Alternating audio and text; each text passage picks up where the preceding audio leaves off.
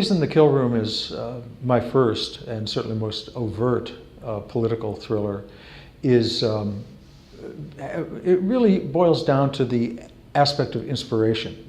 I'm always looking for something that I think will make a good thriller, but it has to be a topic that falls into the category that I would call, with some immodesty, a Deaver book.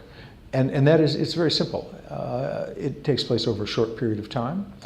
It has internal reversals in it, so that, for instance, the good guy turns out, that we think is the good guy, turns out in chapter 4 to be the bad guy. And then maybe in chapter 25 turns out to be the good guy after all. It has 3 or 4 surprise endings, plural, because I like my surprise endings. Now, there are not a lot of books that can be written in that framework because, say, a legal case takes a long period of time. Most political shenanigans, of which there is a great deal of material there, requires a more leisurely type of book. You have to look behind the scenes. Here it would be the Houses of Parliament, for instance, or Downing Street.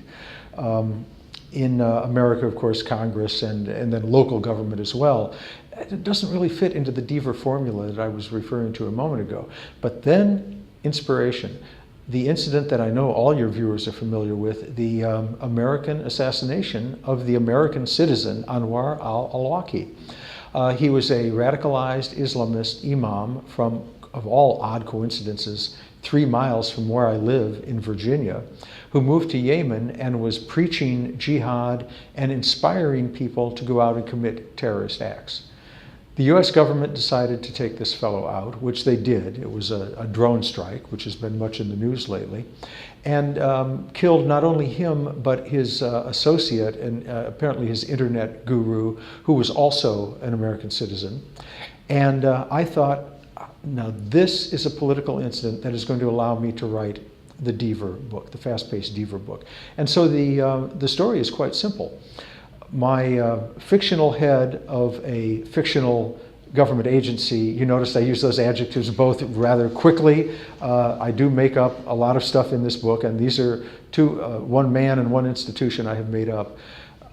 They learn of a fellow named Roberto Moreno, who is not an Islamist, has nothing to do with religious terrorism, but he is vehemently anti-American, primarily in a economic sense, and just hates the American hegemony in the Western Hemisphere. What is happening in Latin America primarily, and the untoward American oppression, primarily economic, but government as well, CIA-led, down there. And he apparently is planning a horrific terrorist attack. The government, this fictional organization of mine, takes him out. And then they learn, oops, the intelligence was perhaps flawed, and although he is a despicable human being, nonetheless, he was planning a peaceful protest. Well, no apologies are forthcoming, of course, but even worse than that, they continue to target other individuals.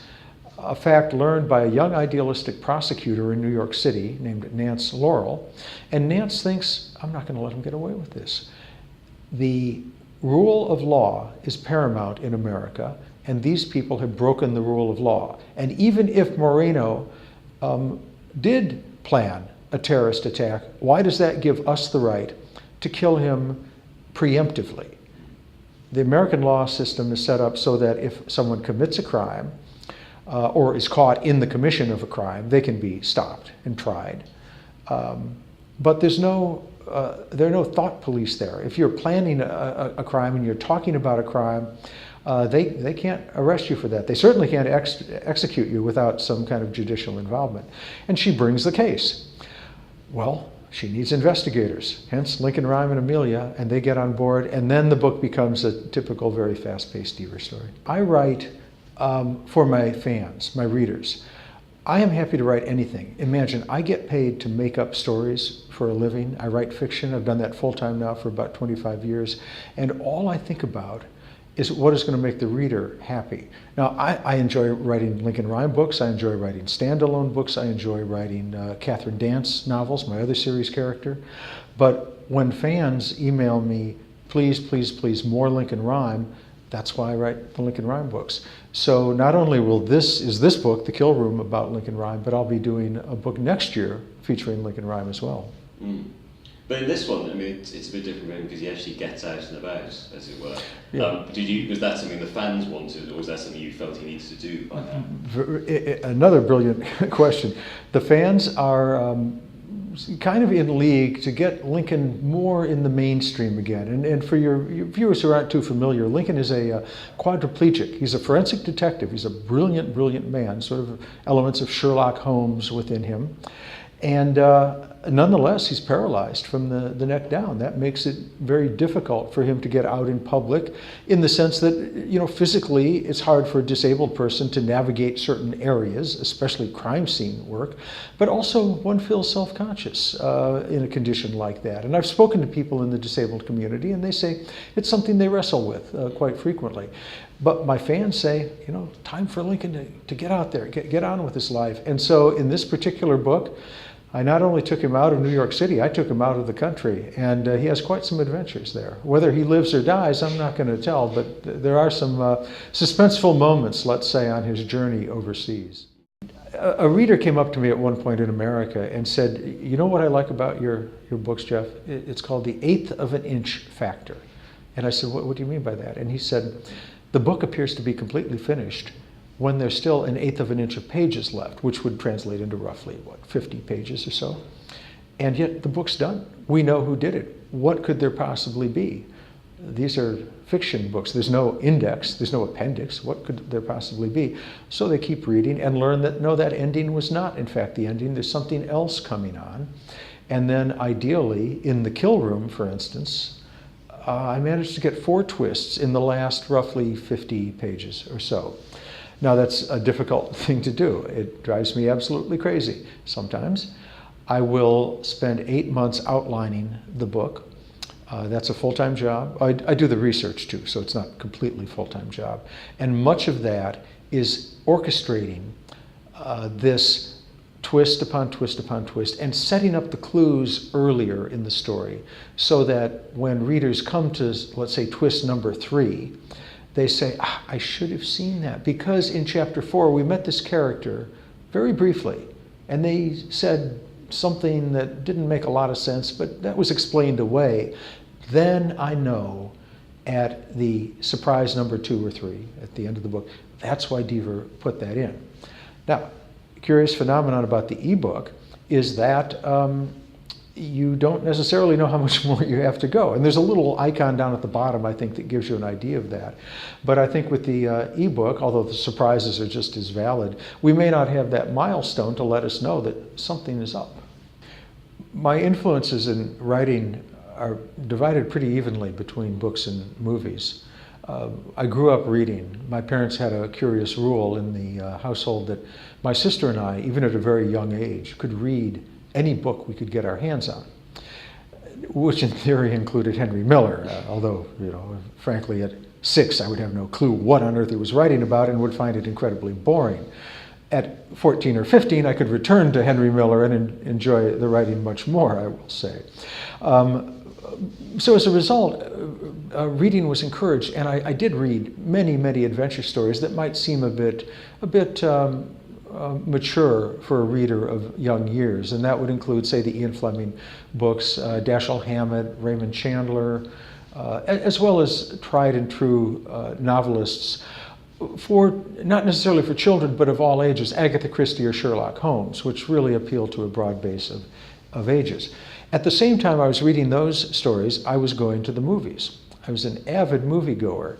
And what I took away from films, and I'm speaking primarily of Hollywood films now, although many Ealing Studio films as well, from the great era of British cinema back then, was the sense of story told in a very economical way. A filmmaker had, at the time, take a Hitchcock film, 90 minutes to tell a complete story with multiple plots and lots of surprises, often, if it was a well-done film. Some were more linear than others, but nonetheless, that's a very small palette to work with. And I like this idea that every word, or in the case of a movie, every scene, every bit of action counted. There could be nothing gratuitous. Or if there was, we recognized, even as a young filmgoer, I recognized that there was something faulty about it. That has been true to my approach to books. My first drafts tend to be about 200 pages longer than the final version because I put in too much. And that would be akin to a filmmaker putting out a movie, oh, can you imagine? Over 2.5 hours. Who on earth would do that? Well, just about every filmmaker nowadays. And I don't think we need 3-hour action adventure films. I think we need to trim down and be a bit leaner. That's one element of how films influenced me. The other is that I'm not a big fan of narration in films. I'm a fan of the story being revealed through action and dialogue to some extent, of course. That certainly is necessary. And I'm also a fan of the emotions being revealed in what characters say and do, rather than having someone in third-person voice said, he felt bad. I would rather see him look bad. I would rather see the expression. He feels upset, painful, embarrassed, something like that. So movies influenced me in that sense. But nonetheless, good, solid literary storytelling is just a wonderful, wonderful delight, and has the advantage of another love of mine, which is the written word.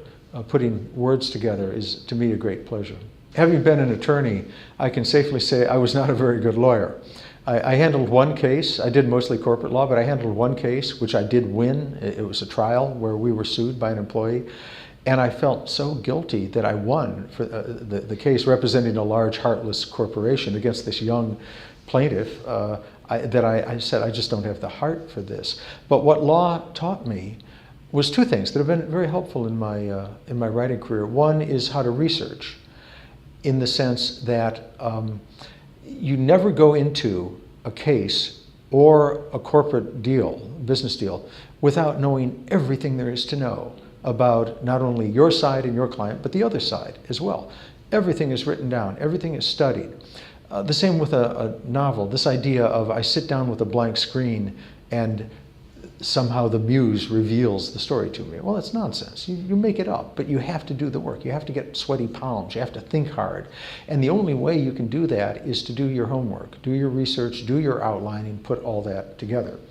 Law also helped me in another sense, in that when you write a legal brief, the court does not want flowery language. The court does not want lyricism and pyrotechnics in the prose. They want something that can be read by a lay person, barring some terms of art that have to be in a legal document.